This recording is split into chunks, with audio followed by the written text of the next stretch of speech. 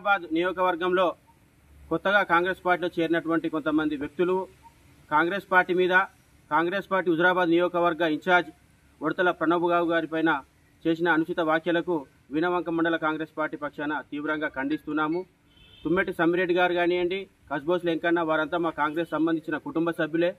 వారందరూ కొంతమంది ప్రోద్బలంతో బీజేపీ టీఆర్ఎస్ నాయకుల ప్రోద్బలంతో వారు మా పార్టీ పైన మా నాయకులపైన ఆరోపణలు చేయడం జరిగింది.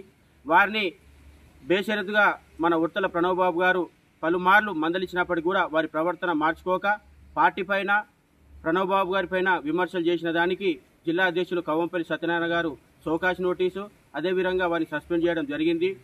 ముఖ్యంగా హుజురాబాద్ నియోజకవర్గంలో ప్రణబ్ బాబు కాంగ్రెస్ పార్టీ అధిష్టానం వాళ్ళ తాతల తండ్రుల కాంచెల్లి కాంగ్రెస్ కుటుంబం ఉడతల రాజేశ్వరరావు గారు గతంలో రాజ్యసభ సభ్యులుగా చేసి ఈ నియోజకవర్గానికి ప్రాంతానికి చాలా సుపరిచితులు.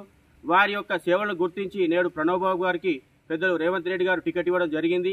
దాన్ని మనందరం కూడా గతంలో 1999 నుంచి ఇప్పటి వరకు దాదాపుగా అరకాల వీరేశంగం నుంచి ప్రణబ్ బాబు గారికి 9 మంది ఎమ్మెల్యే అభ్యర్థులు మన హుజురాబాదు పాత కమలాపూర్ నియోజకవర్గంలో మార్పు చేర్పులు చేసి ప్రణబ్ బాబు గారికి ఈరోజు టికెట్ ఇవ్వడం జరిగింది. వారందరికీ మేము పనిచేసినాము.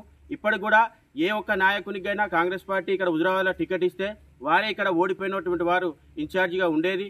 గతంలో కూడా సుదర్శన్ రెడ్డి గారు కానివ్వండి, రవీందర్ రెడ్డి గారు కానివ్వండి, కౌశిక్ రెడ్డి గారు గతంలో ఇక్కడ పోటీ చేసిన ప్రతి ఒక్క వ్యక్తి ఓడిపోయినప్పటి నుంచి మళ్ళీ ఎలక్షన్ వచ్చే వరకు వారే ఇన్ఛార్జిగా ఉండేది.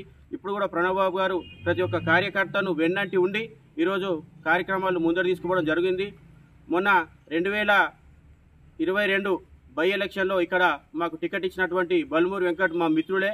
వారిని అధిష్టానం వారు ఎవరో తెలియనప్పటికీ కూడా మేము మా సొంత బ్రదర్గా భావించి వారిని అన్ని గ్రామాలు తింపి ప్రతి ఒక్క కార్యకర్తను వారికి పరిచయం చేయించి మేము ఒక పార్టీకి మాకు ఒక కన్న బిడ్డలంగా మేము అందరం అంటే కొత్త మెజార్టీ రావడం జరిగింది. అప్పుడు ఉన్నటువంటి సిచ్యువేషన్ వేరు, అప్పుడే జరిగినటువంటి బై ఎలక్షన్ సిచ్యువేషన్ వేరు.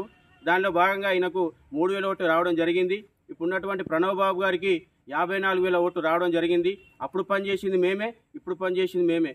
కొంతమంది ఆయనకు పనిచేయనటువంటి వ్యక్తులు ఏదో కొన్ని ప్రలోభాలకు లొంగి వారిపైన విమర్శ చేయడం చాలా బాధాకరం. ఇప్పటికైనా మేమంతా కాంగ్రెస్ కుటుంబ సభ్యులుగానే భావించి అందరం కలిసికట్టుగానే పనిచేసి మొన్న జరిగినటువంటి పార్లమెంట్ ఎలక్షన్లో మేమందరం కలిసికట్టుగా కృషి చేసినాము.